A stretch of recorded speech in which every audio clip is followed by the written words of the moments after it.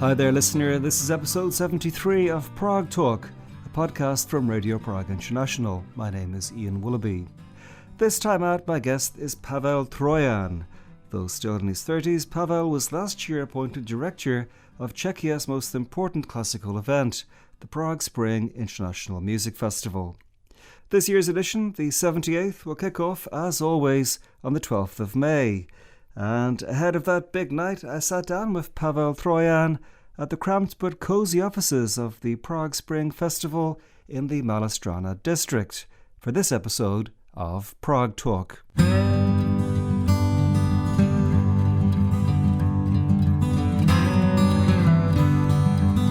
Tell us, please, Pavel, a bit about your own family background. Well, my family background is quite musical. My father is composer and for many years served as director of the Prague Conservatory. And my mother, she's a doctor, but at a young age she was super pianist. She comes from Slovakia, and at her teenage period she attended many Slovakian competitions and usually was first or second place. So I have some family background with musical roots, yes. What were your own beginnings in music? At the age of 5 years, I attended piano lessons, but I never dreamed about being a professional musician. Maybe my mother, she wished to, but difficult period of teenage refusal of anything what comes from parents, I decided not to do music. But then I went to regular high school, and there was very good choir, and we made our own high school musical, and I wrote the music. I don't know how it happened. It was quite successful, and many people told me, why you are not writing music? So I decided why not, because I enjoyed it a lot, and passed the exams for composition department at Prague Conservatory. At the same time, I was acting a lot because since early childhood I was in a theater group, operatic theater group. So I had this two rails, life, nearly professional acting, but never studied, and music. And at some point, about 20-year-old, I had to decide to do just one thing, and I decided for music.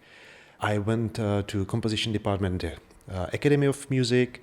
I did conducting lessons at the conservatory, and I spent nearly 1 year in London as an Erasmus student at the Guildhall School of Music. And because I like the practical side of things, I decided to study music management as well. So in addition with conducting and composition, music management is now fulfilling my life.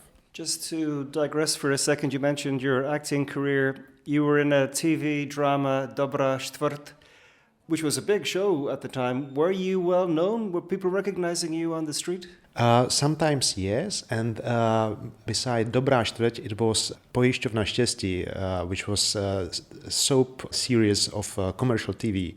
And it's very funny to be at the meetings, and very often it happens that the person recognizes me but can't figure out from where.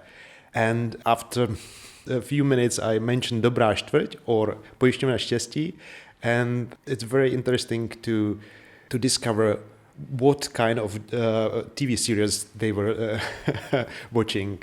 What were your first interactions or encounters with the Prague Spring International Music Festival? I have been with the festival for 18 years now. I started as volunteer. During the festival I was working for press section. Then after 4 years I was accepted as employee of the festival. First I started doing online marketing and a special program for young audience. Then I ended press secretary, and 4 years ago the former director Roman Bielor chose me as his deputy. And when Mr. Bielor was elected as a member of parliament 2 years ago, he offered his position to board of directors, and they asked me to prepare a project vision for the Prague Spring Festival. And after a few interviews, they offered me to become a new director. I was reading that you also conducted at the Prague Spring Festival at the Municipal Hall in 2014. How does performing at the Prague Spring compare to other concerts or events, festivals? It was intention of Jiří Bělohlávek, who was the president of the festival then, and he knew me from cooperation in 2011 when the Prague Conservatory Symphonic Orchestra opened the festival with Má vlast, and Mr. Bělohlávek conducted it. And the orchestra was prepared by the professors of the conservatory, and I, as a student then, had the chance to work with the orchestra as well and with Mr. Bělohlávek. So we got in touch on this way. He asked me to assist him when he was at several places, in Vienna State Opera or in Leipzig. So I was very lucky to be in touch with him, and then he offered the artistic board of the Prague Spring Festival that young conductors, young Czech conductors, should have some platform to make their debuts. And so that's how the serious debut of the Prague Spring Festival was invented, and I was the first candidate. It's not comparable with anything else because the expectations are so high, and it stays very deeply in my heart, this experience. You became the head of the country's most important and I guess oldest classical music festival in your 30s. Did that bring, or has that brought extra pressure on you getting the job at such a relatively young age? I'm late 30s, and I sleep well because Rafael Kubelik, when he founded the festival, he was even younger. This year's edition is your first as head of the festival.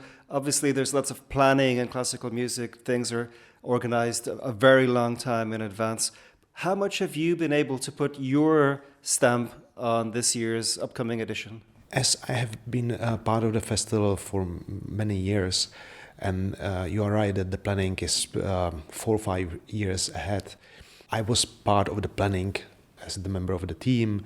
Of course, the main artistic heading is led by the program advisor and the artistic board, but everybody in the team has some fingerprints on the programming. So I think we did some changes last summer, last minute changes to the programming because the world is very different to the situation 3-4 years ago.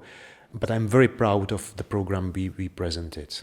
And is there some impact on the festival now from the COVID years still? 2020 and 2021 were completely different festivals. 2022, finally we had chance to invite musicians from all around the world, but the situation with the ticket sale wasn't yet at the level of the pre-COVID years, mainly because of Putin's war in Ukraine. When he attacked, it was 2 months before the last edition of the festival, so the uncertainty in the society was very high, and we didn't know. I personally remember the thinking what will happen in May. Will Putin be still in Ukraine or attack another countries? So it affected definitely ticket sales. This year, situation is, thanks God, much better. And from the point of view of ticket sales, we are nearly reaching the levels of pre-COVID times. How do you go about programming the festival? I mean, what determines the selection? Do you have to balance international and Czech ensembles? How does that work? After 80 years, I think the festival developed in very good shape. It's 30 to 40 concerts. We know that there should be strong participation of international orchestras because this is what the Prague Spring is main mission, to bring international scene to Czech nation, and this is first. Second is to make a bridge between Czech artists and international artists. And third, to promote young talents to establish their career with reference to the greatest artists of our time, and to empower contemporary scene. Famously, of course, the festival begins every year on May 12th with My Country by Smetana, performed by different orchestras. How are they selected? What's the procedure? We aim to find the conductors and orchestras which can bring a fresh view on this piece, to bring this piece to international scene. It was our aim with Daniel Barenboim and Wiener Philharmoniker. Because when we invite them, what happens very often that they, in cooperation with us, create a European tour with this piece.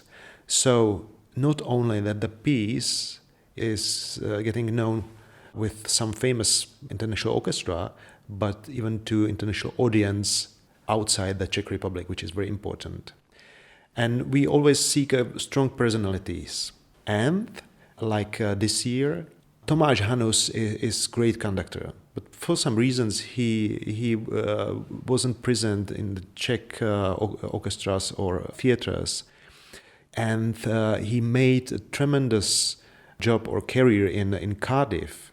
So we are very proud to invite him with his orchestra, and I think he is very proud that he can play my country, because Welsh nation and Czech nation has a lot of common historical points we share, and we are both proud of our countries. Maybe this is a kind of ignorant question, but how much do the different renditions of My Country vary? If I played you the previous 5 or 6, would you be able to identify them? Classical music is very different to popular music, because when you have some 3-minute song, it's usually very strongly connected with the interprets. I think nobody performs better songs by Queen than Freddie Mercury. But with the classical music, as the investment or the investment of author and the broad variety of themes and approaches interprets can make, classical music lovers can notice the differences in tempo, in phrasing, in accents. And with Mávlast, which is very typical and patriotic piece, but it has the power to be translated in experience of many other nations, I'm very curious always to hear what will be the approach of conductors in building the whole cycle, because it's not only Vltava. The whole cycle creates a big arch, and there are the last 2 very tricky movements. Many international conductors, for some reasons, refuse to conduct my Mávlast because they say the first 4 movements are fine, but the last 2 we don't understand. So I think the last 2 movements are very essential for the whole cycle. And with Tomáš Hanus and his orchestra, we went to visit the performance of Mávlast and a Welsh orchestra in this January. And I was at the rehearsals with a group of patrons of the festival and journalists, and I was struck how the orchestra works, how Tomáš rehearses. There's a big concentration, and I think it is very inspiring for Czech audience, but the Czech musicians, to see the English orchestra has something different in the way how they rehearse and how they perform. Getting back to you, you do so many different things: conductor, composer, musician, teacher, occasional actor. Do you now, with your current job, have any time for anything apart from Prague Spring? I'm trying to keep an hour a day at night to write music, because I need it for my life. And I think all my previous professions give me a good background or a basement for the job I'm doing now, because the director of the festival must have broad range of interests, and I have some bits from music and some bits from management. And I think the world of acting is very important for the festival as well, because one of the main missions of the director is to seek a new partners, new donors, and you have to convince them that our festival is the best. So you can't be a modest person. So you have to use your acting skills, or you do use your acting skills also to charm the potential sponsors. I try to charm, yes.